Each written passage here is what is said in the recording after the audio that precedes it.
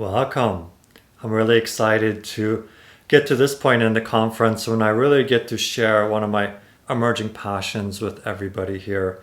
So I'm glad I get to share this excitement because what I'm going to talk about is what has been developing in my life in the last year or so, but has been a long time coming. And this is the development of the art of channeling. And so this talk will be titled Entering the Channeling State. And the idea is basically I'm going to go through a how-to guide on connecting to higher dimensional aspects of ourselves so that we can begin to entrain ourselves to do what we admire that Jane has done with the Seth Material. And of course, not everybody's slated to be the type of channel that Jane was, but I truly believe that all of us can and do enter channeling states, and we can through these states bring through more and more of our true natural selves and infuse our lives with those true natural selves and literally begin to create the life of our dreams. So in part, I believe that channeling really is about becoming lucid in our waking life so that we constantly bring more and more of our true natural selves into our lives and then project that out into the events that we experience and then get that wonderful feedback of having more of our true selves reflected back to us. So let's go ahead and dive in. First, I want to tell you a little bit about myself. Some of you have known me because I've spoken at some of the other conferences. So of course, I am a longtime reader of Seth. He was the original channeled material that I got into and have for a long time. He has been the bedrock of what I know to be wonderful channeled material. So I began reading Seth in my early 20s and really just kept reading, and it augmented everything else that was developing in my life at the time as well. So I do have a great and tremendous love for channeled material. Seth is the main source. I have dabbled a little bit in Abraham Hicks, as some of you know. And of course, lately I've really been into Bashar as well as a wonderful channeled entity. So a little more about me is I am an energy medicine practitioner. So I practice all kinds of energy works and energy medicines, ranging all the way from acupuncture to medical qigong, which is a form of it's an Asian-based based out of China, and energy work from there. And more than anything, what I love to do is I'm a core belief rearranger or unlocker from negative beliefs. I love helping people unlock from the negative beliefs so that they can begin to bring through more and more of their true natural selves into their lives. And another thing that I love to do is I love crystal bowls, and you will see how that dovetails into the art of channeling as I progress in the talk. And we are building a mystery school in San Jose. Beyond the teaching of the medical Qigong, we have a growing community, which is not just local in San Jose, but growing into vast, all over the world, really. We're creating a network of people who are really interested in awakening to more of their true natural selves. And so I do have a website that should be easy to remember because it is Sumari Healing Arts. So many of you will remember Sumari is a state or a family of consciousness that Seth described.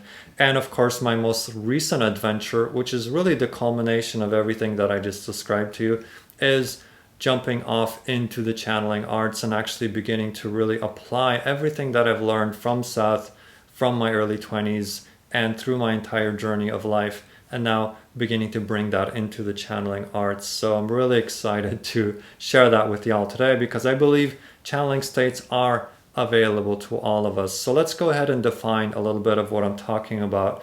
So when I say a channeling state, what I'm referring to is the translation of our higher dimensional selves, whether you call that the soul, the oversoul, the entity, even other aspects of ourselves and other existences, other dimensions.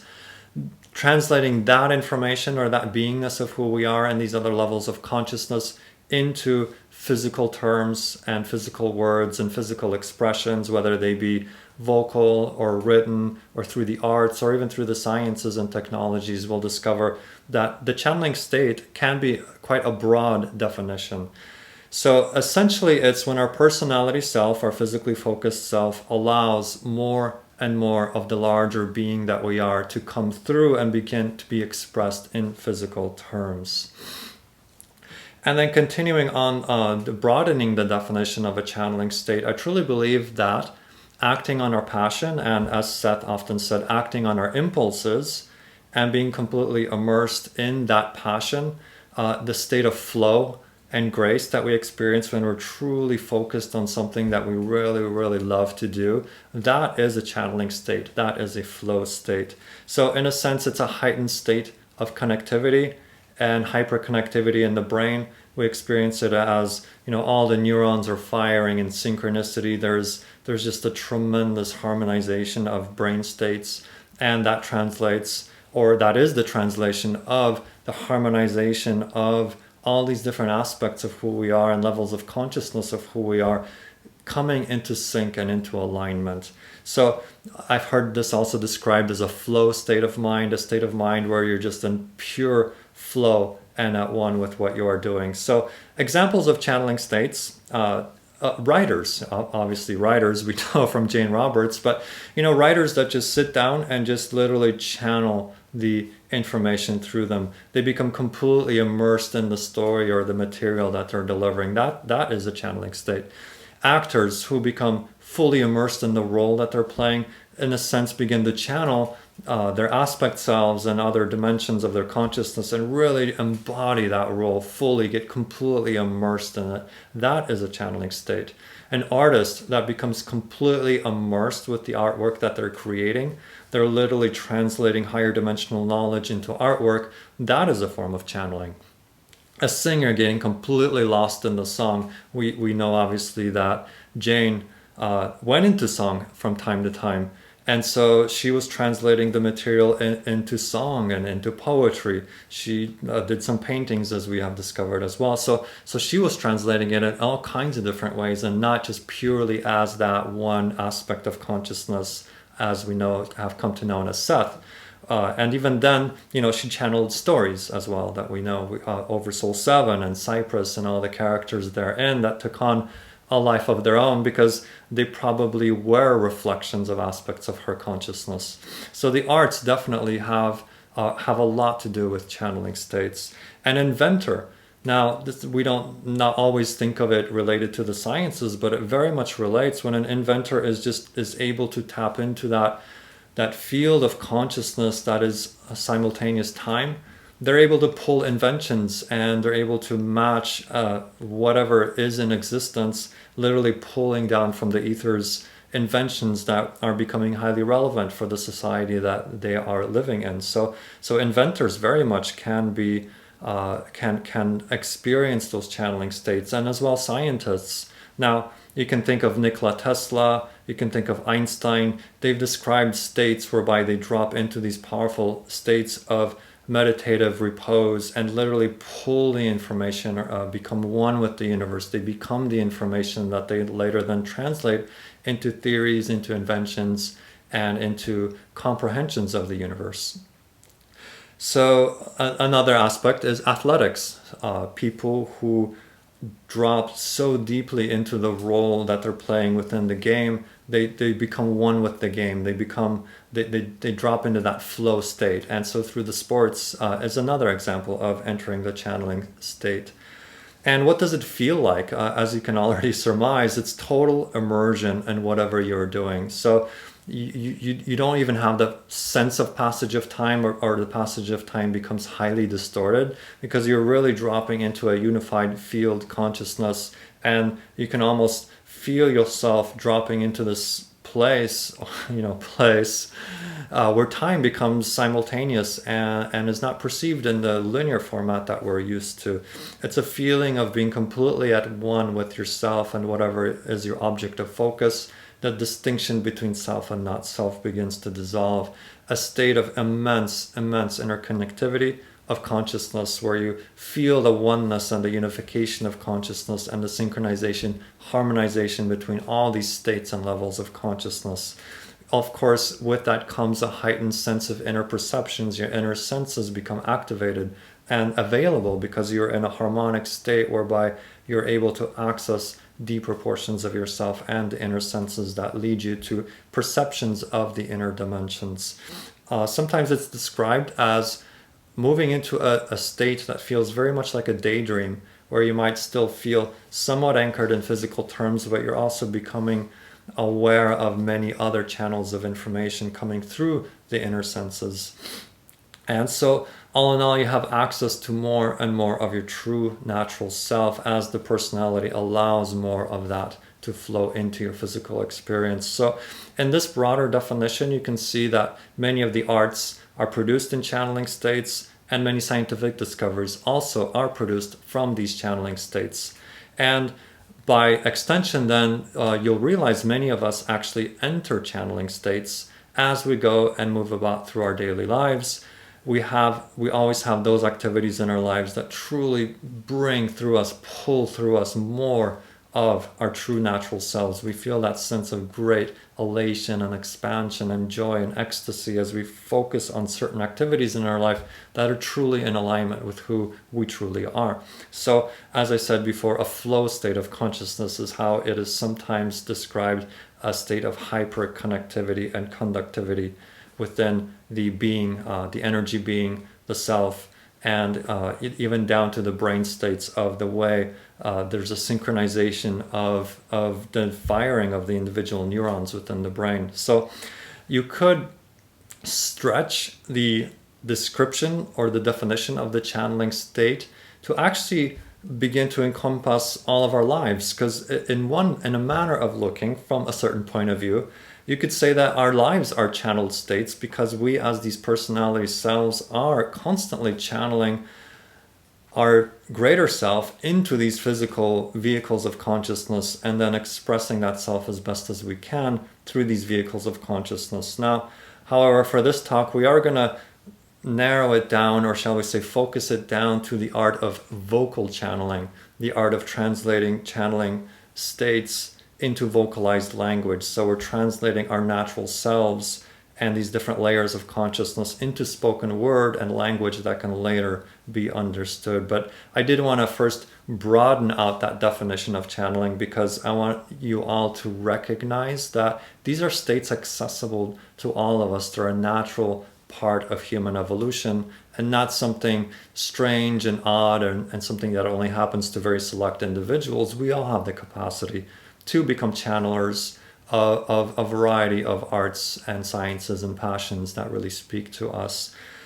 So, in a sense, the definition here will be the allowance and translation of our higher mind or soul or oversoul or entity, even aspect selves, into words and into spoken language that then at the same time, the personality self, the physical mind, is relaxing its sense of control to allow more of these messages to come through without all of the heavy filtering and the inhibitions that have become part of the physical mind as it acquired many negative beliefs about its ability to express what it truly is and who we truly are. So vocal channeling, then, by definition, will be the translation of our higher dimensional self into spoken word. And of course, this is what Jane Roberts did when she channeled the Seth books. She was able to access these higher states of consciousness and translate them into physicalized, verbalized language that we can all then relate to and understand and certainly appreciate.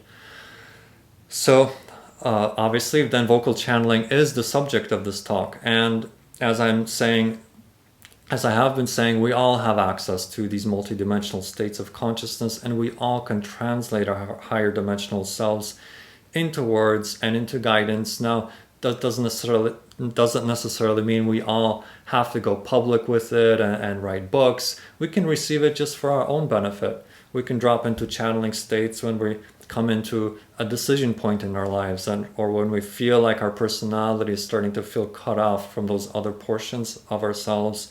We can enter a channeling state and create a channel, a dialogue, a connection, a dialogue between this physical self and the higher dimensional selves that we are. Essentially, it is one self, but we can use the channeling state to reinforce that sense of connection that it is one state, rather than falling into this sense of separation and isolation as the physical mind version of ourselves tends to do from the negative beliefs and the conditioning of the society. So how does one do it? And this is what I'm really excited to share, is the how-to guide of how to really get into these channeling states.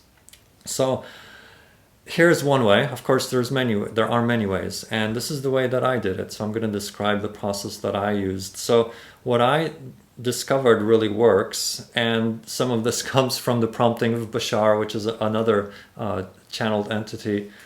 And so the idea was that I grabbed a trusted friend. So you can grab a friend that you really trust and basically have them ask you questions after you've gone into a meditative state. So this is a practice session, so you don't want to put a lot of stress upon it. But the idea is, let this friend ask you questions after you've entered a meditative state and just start speaking. Don't wait for, words to just completely drop, ready-made. You actually want to reach for the words and kind of like reach halfway with your personality, reach into these upper dimensions, shift your frequency upwards, and then begin to speak. And sometimes it might feel like you're trying to prime the pump a little bit, and so you just let words come. Don't worry about being perfect. Just open the spigot and just let the words flow. Don't worry about making nonsense. Don't worry about being wrong. Don't worry about sounding silly, because your negative beliefs are going to tell you, you're stepping out on a limb here. You're doing something that, maybe it won't sound that quite perfect, or, you have all this crosstalk of the personality. So you really want to attenuate that and just let it flow and just let it be an experiment, just like an artist might experiment with blocks of clay, or an artist might experiment with creating abstract art. It doesn't mean every single piece is going to be in a museum. Some pieces are just there for experimentation. So let your session just flow in whatever way it wants to. Remember, this is your trusted friend.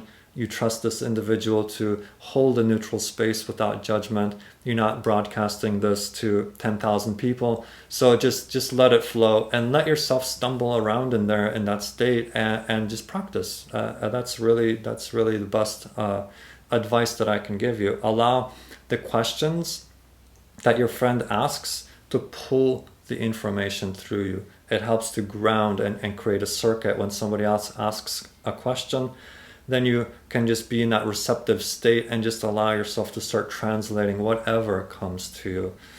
So allow yourself to feel silly. Allow these negative beliefs that come in and say, oh, that sounds fake, or oh, you're making nonsense, or it's like all these negative beliefs are going to start coming to the surface. But this is good, because you want to get in touch with what negative beliefs you have that would otherwise prevent you from moving forward upon this path. So process through whatever comes up. Allow this to be a process of growth and acceleration, and even the revelation of negative beliefs is part of this process. So allow yourself to process through whatever comes up, be it positive or negative.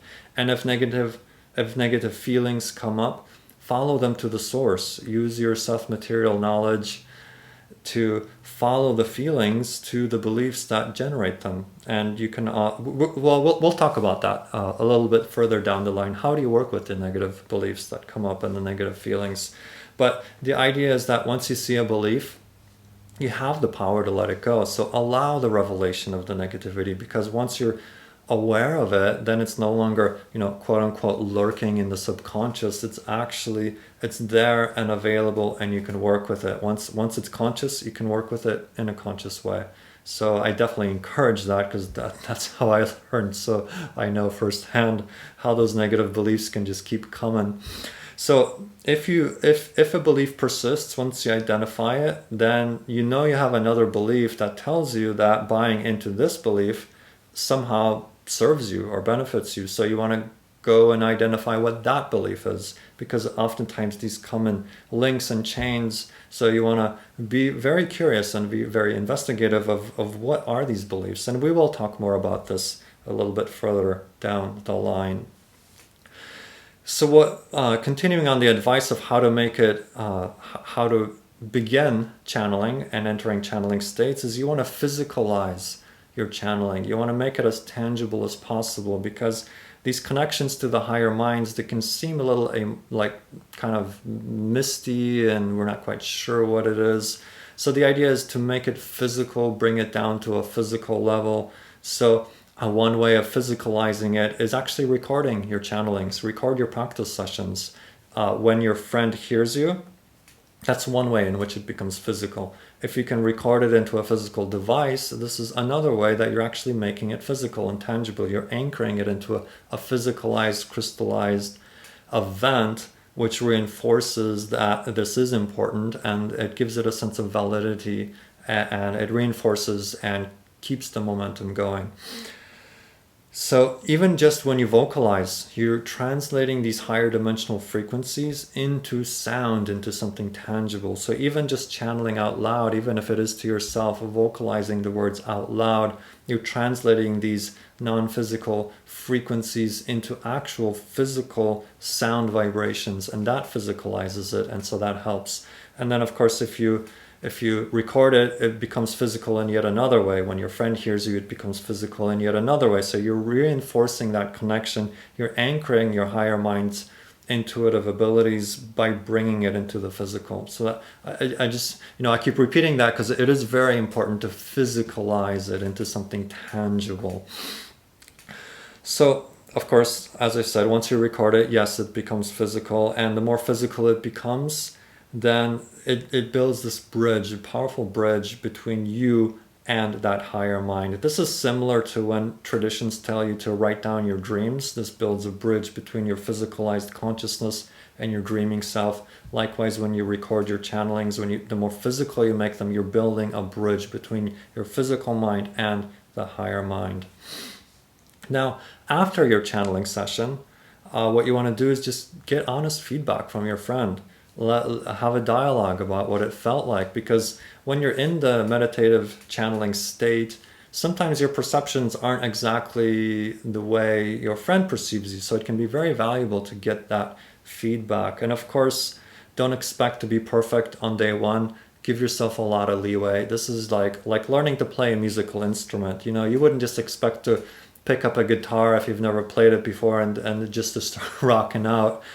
It's going to take some time, and you are the instrument here. You are the translator of non-physical energy into these physicalized terms. So your personality has to acclimate to becoming a conduit through which the greater version of who you are can be channeled and funneled down into physical terms, into physicalized language, just like a musician is learning to translate their feelings and their intuitions into music. Through the musical language, you're learning to translate these higher dimensional energies into your spoken word. So just as much as you want to have a review session with your friend, you can also review your recorded session. If you've recorded your channeling, you can come back to it at a later time and just listen to it and evaluate it from your normal physical state of consciousness. You might actually find that there's a lot more value in there than you perceived, and so we'll unpack that a little bit later as well. But also recognize that any negative beliefs that come up, this is actually a good thing. You really want the negative beliefs to come up so you can work with them in a conscious way. Otherwise, they remain unconscious and they remain there constraining you and telling you that you can't do it, or you're not good enough, or you don't sound as good as somebody else. So you don't want those negative beliefs to be in your subconscious and unconscious mind. You want them to come to the surface so you can work with them, transform them directly in the light of your consciousness. Now, of course, every time you act on your passion, or as Seth says, every time you act on your impulses, they will reveal more and more of these constrictions and restrictions that you have to the greater flow of your true natural self. So when you act on your passion, that is also prepping you and priming you for receiving more of this higher dimensional energy. Because when you act on your passion, you're translating higher dimensional energy into physicalized terms. So my vocal channeling, my journey of channeling vocally, it's been a long time in the making. You can say that ever since I picked up my first Seth book, there was a deep ping in my physical consciousness from the higher dimensional self. the draw, the attraction, the resonance with what I was reading was very, very powerful. So you can say the seed was planted or perhaps revealed for the first time to my physical mind at that time. However, it's been in the last year that I really committed to bringing this art form into physicalized terms, into vocalized terms, and recording it and sharing it with others. So how I began was I had my good friend Lilia ask me questions. She was that trusted friend who would ask me questions, and then we just kept practicing, again and again and again and again. That old phrase, practice makes perfect, is really appropriate, because we would we spent hours and hours and hours just going through questions. And God bless her for having the support, for creating that supportive field within which I could practice and develop this art. Because in the beginning, it sounded a little clunky, or I felt uncomfortable, and I got, it's through that repetition, my personality over time got more and more comfortable and more out of the way, and relinquished its sense of control, and allowed these higher dimensional frequencies to come in and express themselves through me. So it's learning to trust the flow, and sometimes that just takes time. I also recorded myself into my phone, so that helps to anchor the frequency into a physicalized way. It really felt like I was anchoring. I didn't even go through and review every single recording, but the act of having that camera going and running, it was like it was real. Like all of a sudden it was real. So that really helped me a lot, actually. And then, so of course, as the phone recorded me, it was just one more way it became physicalized and tangible. Now, how did it feel? At first, honestly, I felt like I was making it up. Like, I kind of felt like I was repeating what I've read in Seth books, what I've heard Bashar talk about. I kind of felt like I was just, repeating what I've heard from others. And then as the physical mind began to relax, it allowed more and more of these higher dimensional frequencies to come in, and it became more and more original. And that said, of course, then there's still many similarities, even between channels that are, highly popular. You'll see many veins of similarities. So some of these universal truths, of course, are universal, but I did start to develop more and more of my own, spin on them, so to speak. And this occurred gradually, because it was just over time. It was that idea of practicing again and again and again, until the point where my personality just begins to open and relax and allow more of that flow to come through me. So one of the best things I did really was risking, quote unquote, risking doing this in front of others, having other people hear me. When I had Lelia ask me questions, just the act that I was doing it with somebody present, like it was all of a sudden, it was like, oh my God, this is real. We're really doing it. And it just allowed these reverberations to move through and from the personality self up through all these layers of consciousness. And then it's like I engaged the process. It's like you're flipping a switch, and now you're receiving all this help. It's like, I could imagine kind of humorously saying that, the other aspect selves are up there saying, oh, he finally acted on his passion. All right, let's work with him. He's finally doing it, right? So it really requires action on the physical part to create that circuit and that conduit. And that is what accelerated. That's when things really started to accelerate. So my personal experience, still to this day, it very much feels like there are a lot of quote unquote borrowed ideas that come through me through the channeling state. And of course, a lot of this is because, like I was saying earlier, a lot of themes are very universal. So simultaneous time is something we dip into all the time. Parallel realities, the idea that there's many concurrent parallel realities, that we tap into a lot as well. The idea that Seth brought into our world, the idea that we create our own reality, that is a powerful theme of my channeling. This idea that spontaneity knows its own order, that really comes through very powerfully as well. And that synchronicity is the revelation of a higher order of events that might escape our physical mind's notice, but it lets us know that, hey, there's a grander orchestration taking place. So that also is an aspect of my channeling.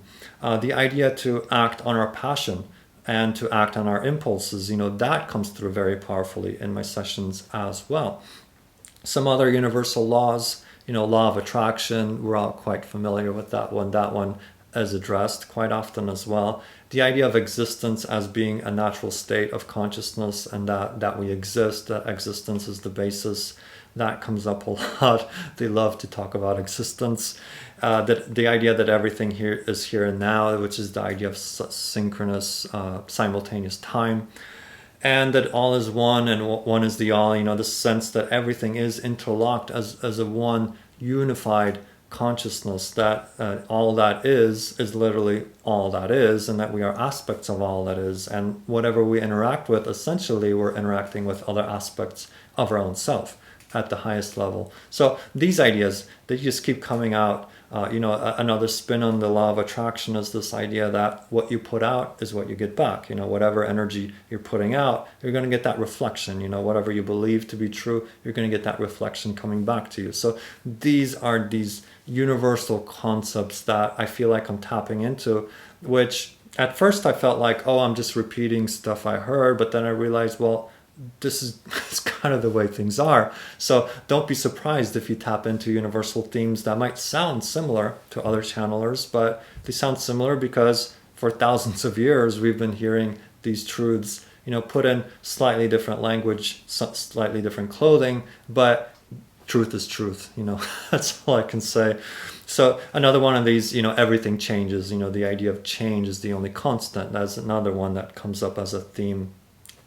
So I'm going to go into a little bit more of what it's like to experience the channeling state. So the idea is, for me, what it feels like is that my physical mind holds many ideas that I've gathered from Seth, from Bashar, from other teachings, from medical Qigong, from all walks of life and all spiritual traditions. So my physical mind has many of these concepts.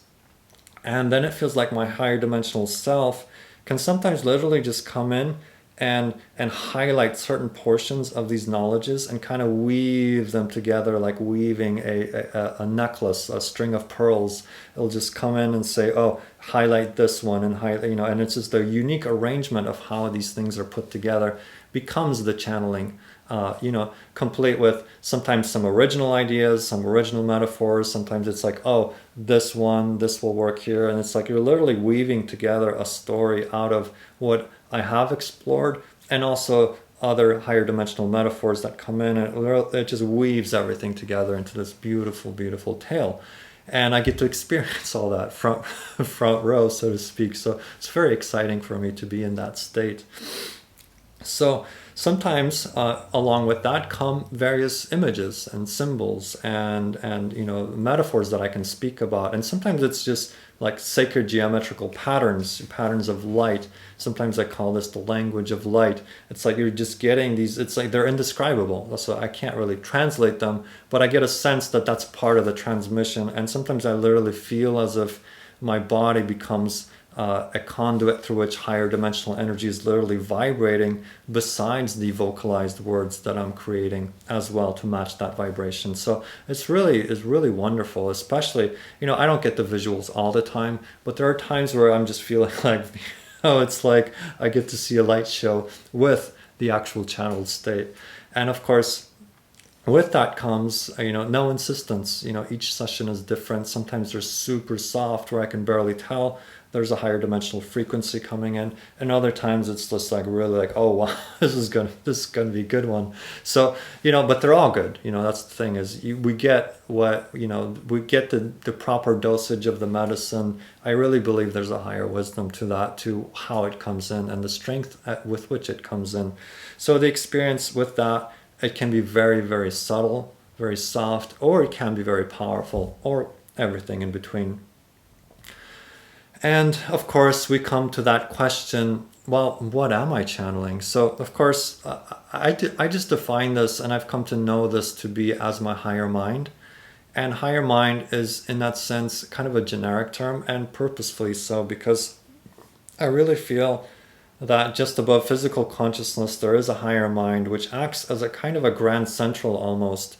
It's the first non-physical portion of who we are. And through that is channeled, into that is it connects up into the oversoul self, and then from the oversoul it can go out into the aspect selves, and then from the oversoul there's an oversoul, all the way to all that is. So I think I receive it in the sensation of the higher mind, and then that becomes like a grand central, and then it's like there's a composite energy of all these different aspects and the oversoul, and that comes amalgamated together, and then I receive that as a translated message. So like a switchboard of consciousness is one of the best ways I can describe it.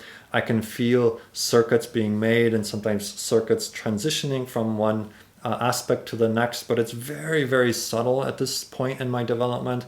I'm not getting very clear, like, oh, this is a such and such entity from such and such dimension. It's starting to come in, and I'll talk about that a little bit, but at this point I still just see it more as a composite energy that I'm translating into physical terms.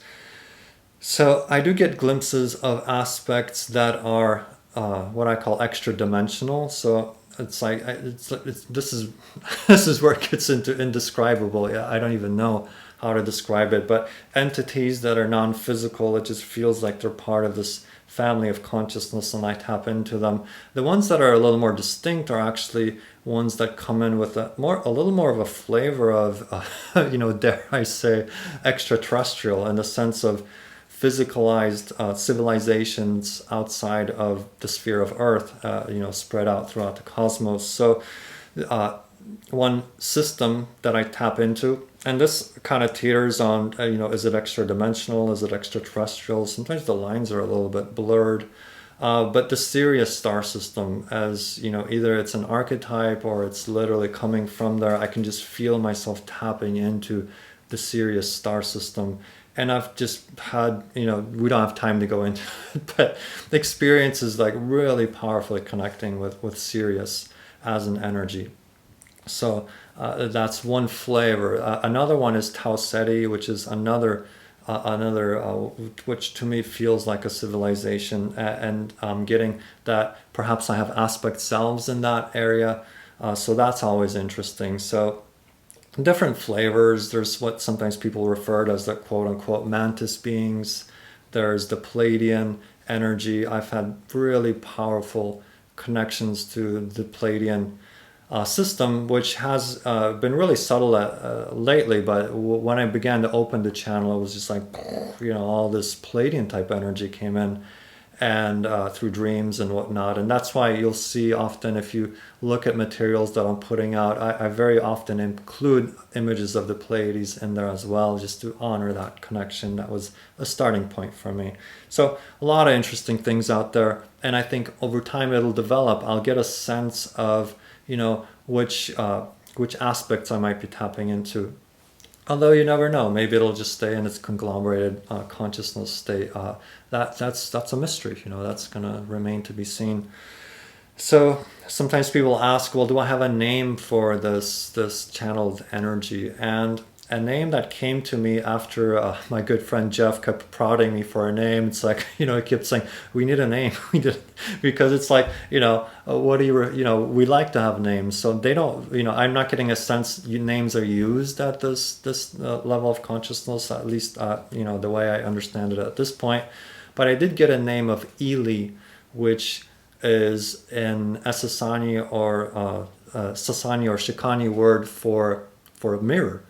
And I had many experiences in dream time and in almost like daydream type visionary experiences of this quality of the mirror.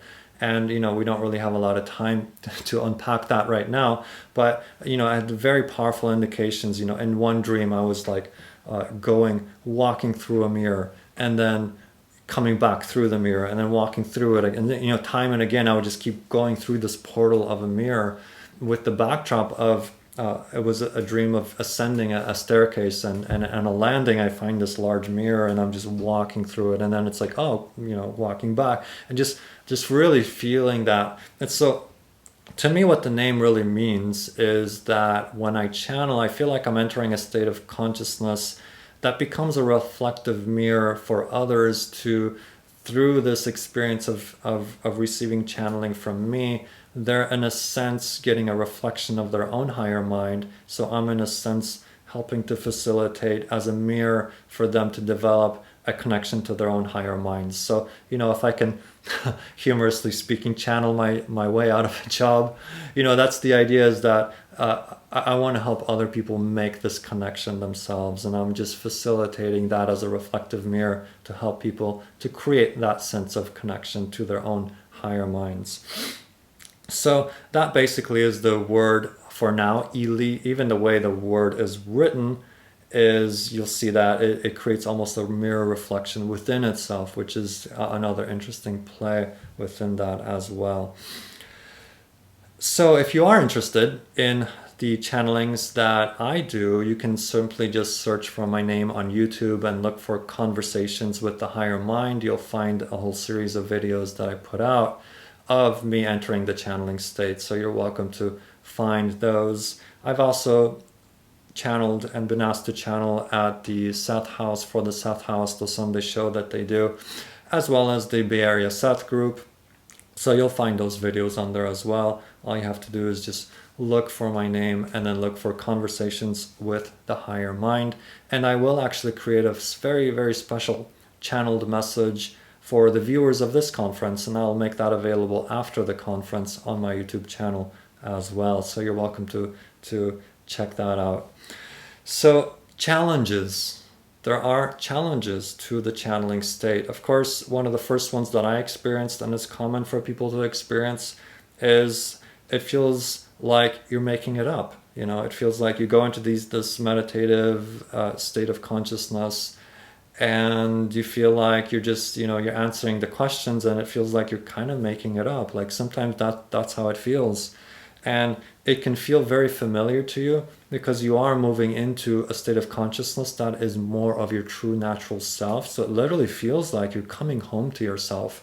And as you begin to speak from this higher dimensional version of you, it feels as if what you're saying is what you've already known, have always known to be true. So it feels like, well, doesn't everybody know? It just feels like you're just expressing what is very simple and understanding. Later, when you come out of the channeling state and you listen to it, or you ask your friend for feedback, you might recognize that you actually did go into quite a different state of consciousness. It only felt normal to you because it feels normal from that state of consciousness. So this is why having the friend and having the recordings as feedback can be very powerful, to serve to give you that reflection that, it wasn't just you talking, or it was you talking, but it was you talking from another level. So it's really good to have the feedback that way. Sometimes the higher dimensional energy comes in super, super softly so that you can barely perceive that it's there. So that's another challenge, as your physical mind might come in and say, oh, you're just making that up, or this is, it's just your normal self speaking. So just keep practicing, because you're honing a skill. You're not trying to be perfect the first day. You're practicing, enjoy the process of practice. Just like a musician would enjoy practicing an instrument because they love to play it, not because it's, they insist that it's going to sound a certain way, from the get-go. So sometimes also you acclimate to the energy, right? You get really used to this high vibrational state to the point it feels like, oh, that's just kind of normal. But then you realize, after the fact, or you listen to the recording, you realize that you just got used to the it's a very high powered energy, but you just get so acclimated to it, it just starts to feel, that's normal. So that's another interesting challenge. So generally what I've discovered is that higher dimensional consciousness doesn't try to overpower you. They don't want to overpower you. Those aspects of yourself are not there to overpower you, nor prove their existence to you or their power to you. So the tendency is they'll come on very, very gentle and very softly. You'll feel like a very, very sweet and subtle embrace. And, these higher dimensional consciousnesses or aspects of who we are, they really want us to step into this role as a light worker or light transmitter in a very gentle and supportive way. And so the soft entrance is more likely to be than the strong. Of course, every person is different, and you might have just incredibly powerful experiences. Sometimes you might even have to ask your higher mind to tone it down a little bit because it's getting a little too intense. So, both are possible. But what I've noticed over time and just studying various materials of other people opening the channel is that it comes on usually comes on very, very softly. And you can actually ask your higher mind to turn up the volume a little bit. So in terms of continuing to talk about beginning channeling, as we embark on this new adventure, we sometimes tend to really focus on these dramatic stories that we've heard. We remember the story of Seth when he came knocking on Jane's door and the experience that she had with him. We might hear the story of Bashar, how Daryl began to channel Bashar. He had a fairly dramatic experience, how this energy introduced itself to him. So sometimes we can get a little discouraged by these stories when we compare them to ourselves and we start receiving super, super subtle messages. So you really don't want to get too caught up in the dramatic stories that we hear out there. Now, your story, maybe it will be dramatic, but it might not be. It might come out in a completely different way, in a much more subtle way. So you don't want to have insistence that it's going to show up for you in any specific way, and just roll with it in whatever way it does come to you. Now, of course, just continuing down here, my experience, as I've said, it was very much on the subtle side. It was like the volume was very quiet, and it was just gradually increased as my personality allowed more and more of this energy to come through. The volume just felt like it was turning up slowly and very gradually. But that was really good for me, because my personality had a lot of these negative beliefs, and it just there needed to be time to process through all the negativity that was coming up around engaging in this particular art. So one thing I can say from personal experience, even if the energy comes on subtle, you might be in for quite a wild ride in terms of personal and radical transformation of the personality self. So that is definitely in the wings if you open up to more of your true natural self as you channel. So some of the benefits, as you can already kind of surmise, is you do get to transform your life from the inside out. You're building a powerful bridge, a connection, a link to your higher mind. And that in of itself, by definition, is absolutely life transforming from the inside out. You're experiencing your life infused with higher dimensional energy and frequency, and that's both very exciting, but also very powerfully transformative. It does bring things to the surface for transformation. Channeling as a benefit really teaches you to trust in these other layers of consciousness that through our socialization and getting acclimated to the culture when we're born, we're usually trained to cut ourselves off, and we're trained that the physical mind is supposed to rule everything and figure everything out. And now we're learning to calm the physical mind and realize that it can trust these other portions of ourselves, and that they aren't, unruly or undependable. They're in fact very incredibly dependable, because these aspects of consciousness is from where our physical life and our physical personality springs and emerges out of these deeper states of consciousness. These other levels are there and available at all times. So we learn to trust our spontaneous natural self. Our trust in our natural spontaneity very much increases, and it becomes much more easier to flow through life and to really trust the flow of our lives, and our responses to the way our life unfolds becomes more and more increasingly natural. We're really in the flow, and we trust the flow rather than creating all kinds of resistance that the negative beliefs within the physical mind, they will create resistances of all kinds. And so we're learning to let those go so that we can truly flow downstream with the greater portions of who we are. So conversely, the flip side of that coin is we have less and less desire and tendency to attempt to control and orchestrate our lives from the physical mind level. The physical mind can very much relax and allow the higher mind to flow through, and we can trust what comes from the higher mind. So it really infuses our life with a sense of trust, a sense of wonder, a sense of magic, a sense of perfect unfoldment and perfect orchestration, even when that includes the negativity, being brought to the surface so that we can look at it, work with it, make it conscious, and transform it. So even that becomes a part of the magic and unfolding of our lives.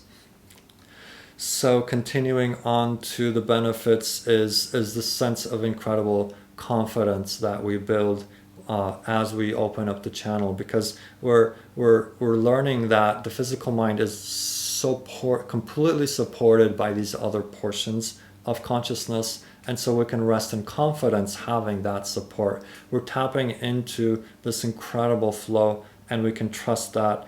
And this idea of going into a stream of consciousness rather than trying to physically and logically trying to figure everything out, we can just allow that greater flow. And one couple areas where this really has helped me, for example, when I teach the medical Qigong classes, I can trust and surrender that knowledge will come and flow through me, and I can start speaking on that knowledge and let it move through me without necessarily having to meticulously plan it out point by point. So being able to speak stream of consciousness is one of the ways in which this has really helped me a lot.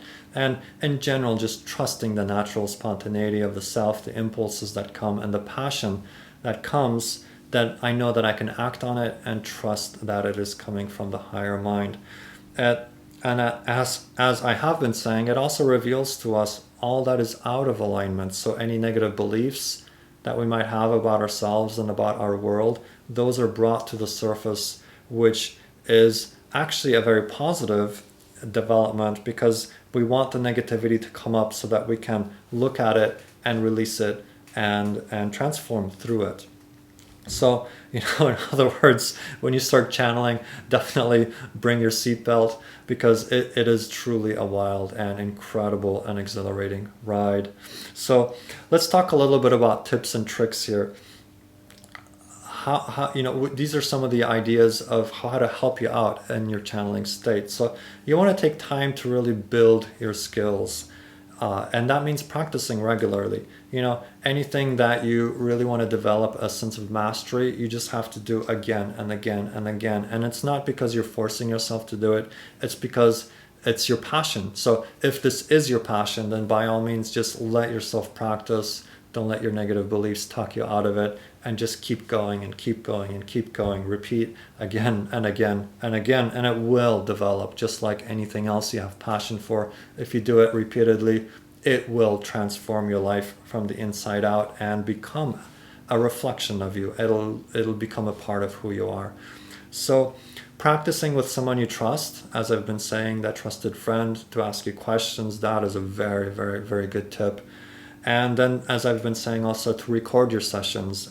This makes it more real and more tangible, and lets your higher mind know that you are serious. You're taking the steps, and you take a step, you get more impulses, you get more passion. You take another step, and you get more impulses. But if you don't take a step, there's no flow. There's no it's like you receive a certain element of impulse or passion, but then you don't translate it into action. Then it's you're backing up the flow. So you have to keep acting, keep stepping, and the next step is revealed. You take a step, and the next step is revealed. So definitely take the action, and then review your recordings. If you have recorded, then you want to go over and review the recordings that you have made, because that can be a powerful feedback for you. You also want to be mindful that as you embark on this new journey, you don't necessarily want to be putting this out in front of a lot of skeptics, because you don't want to be attracting or calling out a lot of negative energy at the get-go. Think of it as like a tiny little sapling, a little tree, or a little plant. At first, you want to give it a really nurturing, positive environment, and then as it grows and develops, then it can weather the different storms and the different trials and tribulations. If people throw a lot of negativity at you, once you're really anchored in the art, it's just going to roll off you, because you're going to trust it. But in the very beginning, you just want to keep it to a close knit group of friends, to friends that you really trust, that will support you in this new adventure. Now, you also want to let go of any need to prove anything. Of course, if you get into the sense, and this is why you want to stay away from people that are skeptical, because this really dovetails into this. If you find yourself needing to prove yourself, then you've already gone into a state of consciousness which is going to really attenuate your connection to the higher mind. So you let go of any sense or need to prove yourself or that anything is true. Remember, all realities exist, therefore everyone can believe their own truth, and you don't have to convince anybody of any particular truth for your truth to be true, because they're all true, right? So let go of that need to convince anybody of anything, and certainly don't compare yourself to others as well. Certainly don't compare yourself to Seth. I mean, he certainly is a gold standard, but at the same time, your channeling may come in completely differently. It might not even come in spoken word. Maybe you'll find a path leading you to expression in art or in music or in poetry. I mean, it can come in all kinds of different ways. So just trust me. Don't compare yourself to others. Just let it be your expression. And it doesn't even have to go public ever. It might just be you channeling for yourself, or maybe for a friend or two, and practicing your connection to the higher mind. But the advice and the impulses and the passion that you receive from that might flow into another aspect of your life. So it can express itself in all kinds of different ways. You don't want to compare yourself to anybody else, because your experience is highly unique, and only you get to be the you that you are. And also, don't insist that it sounds in a certain way, because of course, again, your expression is your unique expression. And of course, consider experimenting with different modes of expression, because like I'm saying, you might start off on the adventure of vocal channeling, but you might realize that it comes through better in writing. Maybe you're a nonverbal channeler and you're receiving these downloads of these geometric patterns, and you feel drawn that you want to draw them. You want to paint them, or you want to create them in graphic computer imagery. It might surprise you. You never know where this will lead you. So you might be drawn to poetry, to singing, to other avenues of expression. So allow yourself to express it in whatever way really suits you. I know some channelers, they get geometric patterns. They don't necessarily get the spoken word. They just get these higher dimensional images, and those inspire their lives, and they translate into other activities in their life, but they are very much receiving these higher dimensional images that really support and inspire their lives. So for me, another avenue of expression has been the crystal bowls. If you, some of you that know me, and if you explore my YouTube channel, you'll see that I am involved with the crystal bowls, and I have crystal bowl meditations. And I used to do sound healings here at my place regularly back in the days before COVID. And of course, I will do them again, where I got a group of people together and played the bowls, and I literally felt like I was channeling higher dimensional energies through the bowls, and I would get inspired to play the bowls in a certain way. And I felt like that was another avenue of expressing and connecting to the channeling state. In a lot of ways, it served as a precursor to, prime the pump, so to speak, to get me into an interim step before I went into vocal channeling. But I still very much appreciate the bowls as another avenue, as another expression of that. Something else I got into recently is also playing the didgeridoo, which seems unrelated. But when I followed through on that passion, I realized it greatly enhanced my vocal channeling. So these side paths, as long as they come with the impulse and the passion, then you want to follow those and you want to act on those, because they will reveal more of your true natural self to you, even if to your physical mind it seems unrelated at the time.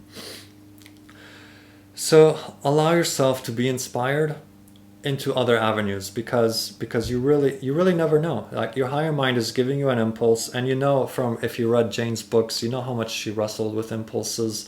You want to act on them, because even if they're unrelated to quote unquote your work or your career or your whatever your adventure, your endeavor is, they might be leading you on a side path that will reveal some portion of yourself back to yourself, that will then dovetail into your main adventure in a way that your physical mind could not even begin to comprehend. Sometimes you get to know after the fact. So I just want to encourage that. So you can also communicate with your higher mind. You can ask your higher mind, or whatever entity you're connecting to increase or decrease the flow of energy. If you feel it's too subtle, you can ask Ask for amplification. If you feel like you're getting bowled over by energy, you can ask for it to be toned down a little bit. So you can ask for whatever you feel will help you.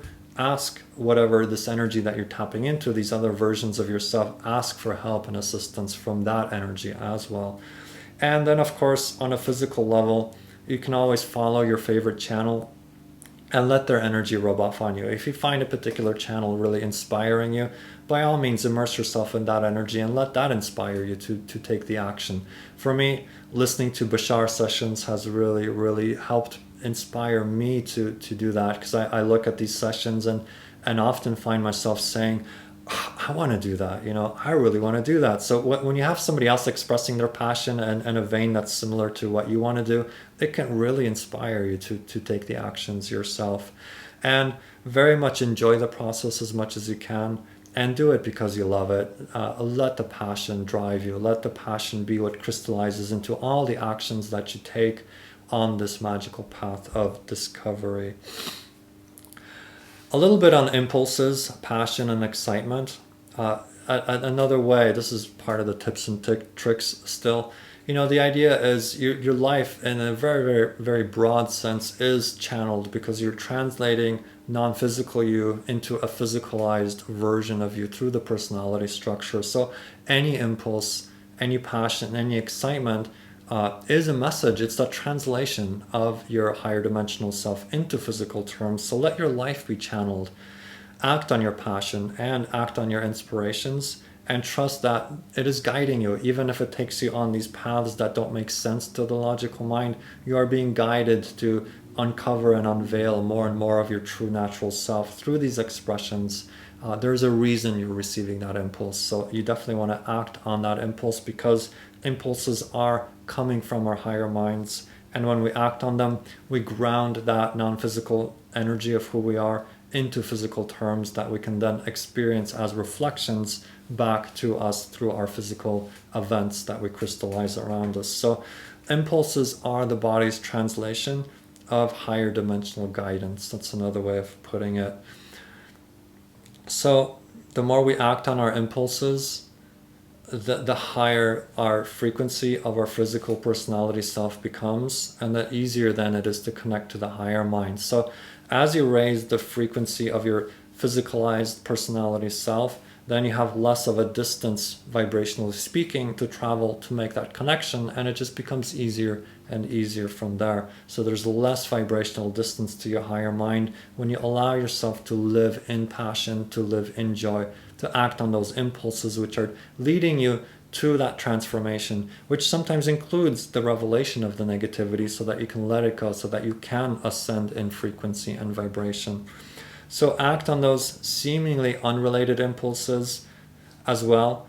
For me, the crystal bowls, the didgeridoo, we don't have time to unpack all the variety of these, but these are two examples that when I acted on them, they greatly enhanced my vocal channeling as well, in ways that I wouldn't have been able to predict with the physical mind. So whatever that is for you, maybe it's singing, maybe it's spending time in nature, maybe it's acting, maybe it's learning to program computers. I don't know.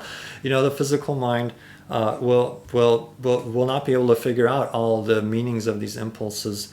Like I heard recently, Jeff and I were talking, a friend of mine, about the production of the conference, and the way the physical aspect of actually getting all of these channels to go through the software. It was almost like a reflection of the higher mind, and the way it serves as a meeting point, a switchboard of consciousness, as I've used before. So sometimes these very physical metaphors come in, and we can't really figure out why we're drawn to a certain thing. It seems completely unrelated, and then we start working with it, and it all of a sudden reveals that this is very metaphorical, and it's helping us understand all these other layers of consciousness through this physical act that we're taking. So trust the spontaneity and the nature of your being, and you will be magically and very pleasantly surprised.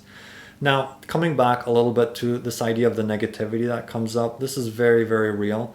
And it's when you act on your passion, and when you act on your impulses, because you are beginning to run and translate more of your higher dimensional self into physical terms, it's going to begin to highlight any resistances within the physicalized, crystallized physical mind. And so it's like when you turn on the light in the closet, you might realize what disarray it's in. So when the light begins to really move through you and shine through you, it's going to begin to illuminate all these tight spots and definitions that are out of alignment with who you truly are. So you want to use that as fuel for growth. It's not an interruption in your flow. It's not an interruption in your channeling. You might be taking time to really, energetically detoxify all these negative beliefs that you might have accumulated on your physical trail. And as you turn up that light, all of a sudden you're becoming conscious of them. This is actually a very positive, it's a positive result, though it can feel very negative because you are bringing awareness into negative energy. So as the negative feelings come up, follow them to the negative beliefs that generate them. Negative feelings don't exist in a vacuum. So you can always go back and ask yourself, what belief is generating this experience of this feeling, this emotion. So you can ask yourself the question in one of two ways. One is, what would I have to believe is true about myself in this situation to feel this way? That's a very powerful question that it leads you to the belief that's generating that feeling that you're experiencing. And like I said, no feelings exist in a vacuum, so you can trust that there is there's a belief system generating these feelings. And the positive aspect of this is that the negative feeling gives away the position of the negative belief if you have the curiosity and the willingness to look. So that's why I say the revelation of negative feelings is positive, because now you have something to work with to let go and surrender that negative belief. And the flip side of the coin is you can ask yourself, relating it to this channeling, is what am I afraid will happen if I fully follow the impulse to begin channeling? And just see what comes up. You might start having aspects of fear come up, and you can follow that fear to the belief that generates them. So this is a very, very powerful process of transformation, and it will engage you with the negative beliefs that you have accumulated on your physical trail.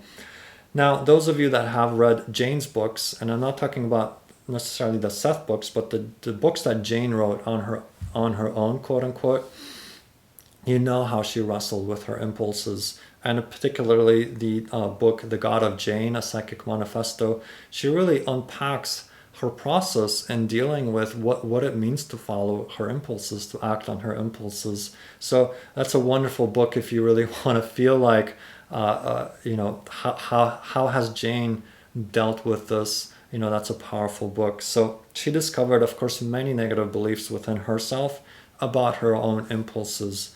And as she began to act on her impulses, many of these negative beliefs came to the surface. So it's a very powerful book that reveals her process. And I'm going to give you some quotes from that book. And this is her describing encountering her own negative beliefs. So she's writing, any fool knows that impulses were 1. Unsavory urges from man's bestial past. 2. Unsavory, best hidden urges from the private, primitive subconscious. And 3. At best, contradictory and chaotic and unreasonable and dumb. I run through the entire sequence of feelings and beliefs in my mind. Then I tell myself firmly, I didn't believe any of that nonsense anymore. So this is a quote as she's really just describing her own, the revelation of her own thoughts about impulses as she's beginning to act on them.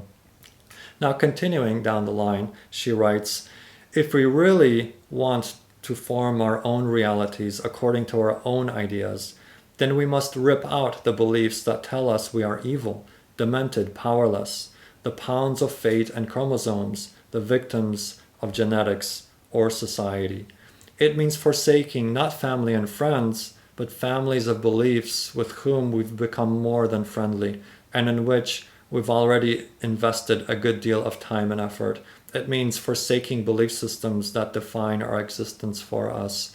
And that's, again, reading from The God of Jane, A Psychic Manifesto.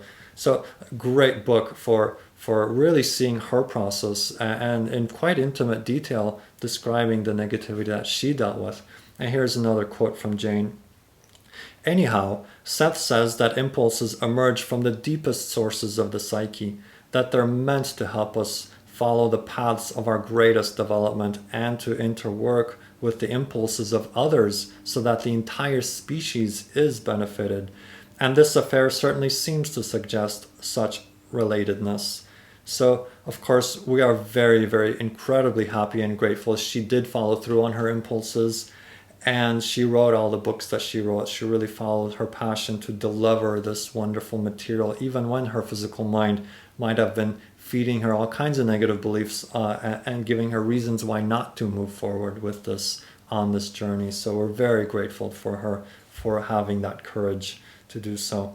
As far as continuing dealing with negativity on a personal level, this is my time to be a little vulnerable. These are some of the negative beliefs that I experienced. And so I was afraid to be seen as a channeler. And, the fears that came up for me is the idea that people ridicule me and make fun of me. The idea that I don't really have what it takes. I'm not as good as, this channeler or that channeler. The idea that I'm not good enough or that I sound like a fraud and that, it's all fake and it's all like, oh, don't bother, it's like you're not good enough. All these negative beliefs would come in. And especially the one where like, oh, you're just making it up. Oh, you're just repeating what you read from Seth. Oh, you're just repeating what you heard from Bashar. So a lot of negative beliefs, but particularly the strongest one was this idea that I'll get ridiculed. What will people think? What will my family think? People will make fun of me. It was like really like stepping out into this was like the fear of God of, all this negativity is going to come down on me. So that is something I have worked through and continue to work through as I come out more and more publicly with this art. So another negative belief is, oh, I'll never be as good as Jane and I'll never be as good as Bashar. I think I've mentioned that one already. So here's another good one. It's like, well, there's already so many channelers out there and they're all great. Like, what worth am I to, what value do I have to add to that mix? And these are just some of the ones that I dealt with. Of course, there's many negative beliefs that will come to the surface in whatever flavor that you've accumulated them on your physical trail. But the idea is that once you identify a negative belief, you can let it go. You have that power. You have the power to choose otherwise. But first you have to realize you are making a choice, that these aren't attributes of reality. These are beliefs, and that you're buying into a certain belief. And that's a very powerful revelation when you can see it and you realize, like, I'm buying into this. This isn't necessarily true. It's just what I've been taught. It's the experience that I've had growing up. So we begin to see that we're buying into these and they're not necessarily true, so we can let them go. Now, the idea is, we cannot really change what we do not own. So first, this process of revelation and taking ownership, taking stock of what we actually believe to be true. And then from there, that enables us to work with it in a conscious way. So if you keep buying into a negative belief, even after you become conscious of it, it means you have another belief or perhaps a series of beliefs telling you that it's worth it for you to continue to buy into that belief, that somehow it serves you, that you'll be safe this way, you'll avoid ridicule, you'll avoid being downtrodden. There's all these different beliefs that can sometimes come in and support other negative beliefs, and they can create these matrices so that if you find yourself unveiling negative beliefs but you still find yourself behaving as if they're true, then you have other beliefs coming in and supporting them that you have yet to make conscious. So basically, keep digging, keep looking, and you will unravel this. If I can do it, you certainly can do it, because I had a load of negative beliefs that I was brought up with. And so it's just like you just keep plugging away at it, and it will eventually, the web of negative beliefs eventually will loosen. When you undo enough of the links, it starts to loosen and you start to feel that ascension frequency, and you're on the right path. So definitely curiosity. Go in with curiosity. Don't put judgment on yourself. Don't beat yourself up. Just have curiosity. Why?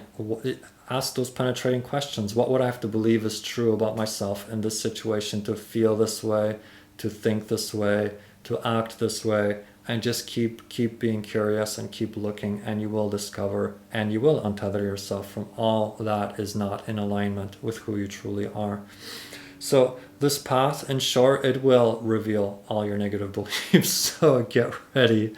But that's exciting because you don't want to be living your life under the influence of these negative beliefs. Trust me, you don't. You really want to step into your true natural self. That's where all the excitement is. That's where all the passion is. So trust the revelation, even of the negativity, that you can use it in a positive way. Now, there's also this idea of the degree of consciousness when you go into the channeling state. I've touched upon this a little bit. The idea is now the earth is going through a powerful ascension process, transformation process. We are going through a major arc of transformation from darkness to light, from limitation to freedom. We are truly awakening to our true natural selves. And because that is happening, that the degree of consciousness that you go into when you channel, it might not be the deep trance that was described, 10 years ago, 30 years ago, 50 years ago, 100 years ago. Because the collective consciousness is rising in frequency, the distance between the physical minds of the collective consciousness and the higher mind isn't as great as it was back in the day. So we've already come a long way. I mean, look at the way the Seth Material has proliferated, and how many artists and scientists and writers have used it as a springboard into higher consciousness. So it's woven its way into the fabric of the collective consciousness. We are at a higher level than we were. And now the modern channelers, you'll notice they don't go into as deep of a trance because they don't have to, because the collective consciousness has already shifted upwards towards being closer to the higher mind. So there's less of a degree of difference. And so the degree of consciousness in your channeling state might not be the way that Edgar Cayce did it, the way that Jane Roberts did, the way that, it's like you'll see that through as we progress as a society, that the necessity for these deep trance states isn't as necessary. So that's something to consider and something to ponder. So I really believe that channeling is going to become more and more conscious, and eventually when we really shift into the higher dimensional frequency of who we are in this world, even as physical creatures, we're closing that gap between the physical mind and the higher mind, and more so our lives will be channeled states, because essentially even in our dense field, like I was saying at the beginning of this talk, it is as if our lives are channeled. You know what I mean? It's like we are translating our higher dimensional selves into these personality selves and then acting, but we have so many negative beliefs in the way. So we create this idea of a channeling state, which we define as a flow state, which feels different than the usual state that we experience through the personality matrix. But I feel like we're closing that gap. So we're going to become more and more in alignment with our true natural selves. And so we're going to experience this channeling state, this flow state is going to become the normal state of consciousness. And that's very exciting. So when each of you opens to channel, you're actually helping the collective consciousness move into that.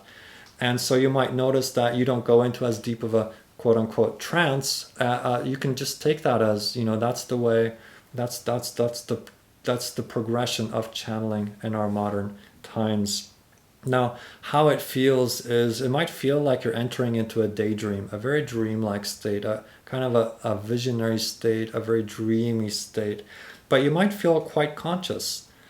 And the paradox is sometimes that you shift and you take your consciousness with you, so it feels like you're in a normal state and yet you're quite altered at the same time. So it's kind of a fun play of consciousness when you get into that. Now, this is why having feedback from a friend can be so good, because they can let you know, it's like, yeah, you really shifted in consciousness, because to you, it might feel like not that much of a shift. To an observer, it might feel like, oh yeah, you really sounded different in the channeling state. And the recordings, of course, can help you with that. As you review your recordings, you will actually see that, oh, that was actually more of a shift than I thought, because again, you're moving into natural aspects of who you are. They're going to feel they're going to feel natural. They're going to feel like you're coming home. And so to you, subjectively, the experience might be different than those that are observing you from the outside. So, in other words, what might feel like normal talking to you in the channeling state might be quite evolved and elevated to somebody else looking in, or to you even hearing your own recording later. So, this is why reviewing those recordings is very, very beneficial. Now, for me, creating the recordings has been absolutely instrumental in helping me refine this art. So, I videotape what's through the phone, through the iPhone. So it's pretty easy these days. We all have these great recording devices. So I let the phone record me when I channel, and then I edit the video later.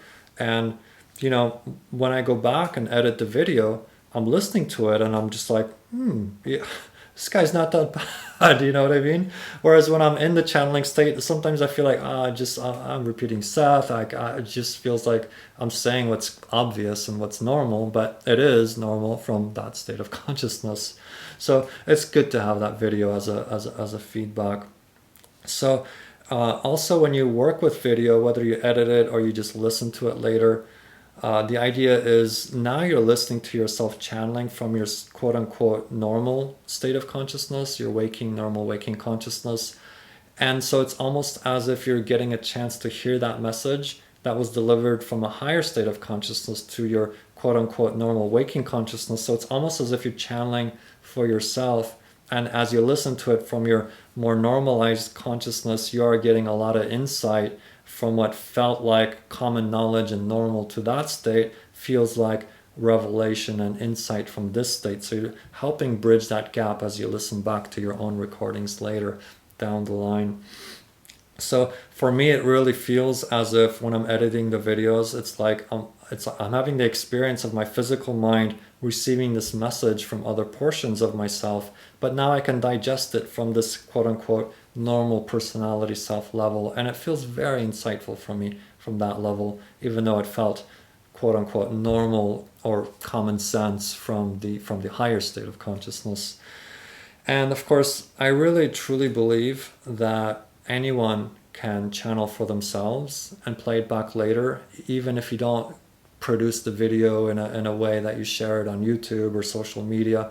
You might just get a lot of benefit from channeling for yourself and then playing back the channelings back to yourself from another state of consciousness. So I encourage you, even if you don't want to go public, consider recording as a reflective mirror, because it literally feels like you get to look in the mirror as you look in the video later, and you'll find there's all kinds of consciousness expanding qualities to that we don't even have time to get into, but I'll just leave that as a pleasant surprise for yourself.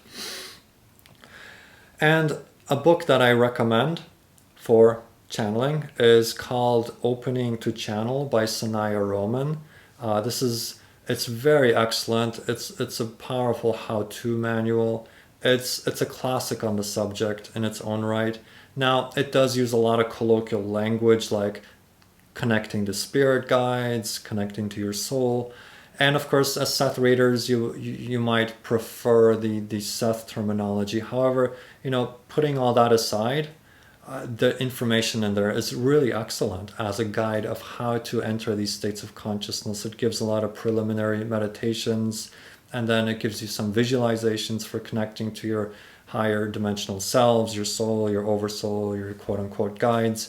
So it's a great book, even if you might not like the language so much if you're a Seth reader, but I'm a Seth reader, and I'm telling you, I read this book like 4 or 5 times, so it's that good. So I highly recommend it. It's really an excellent manual for connecting to higher states of consciousness.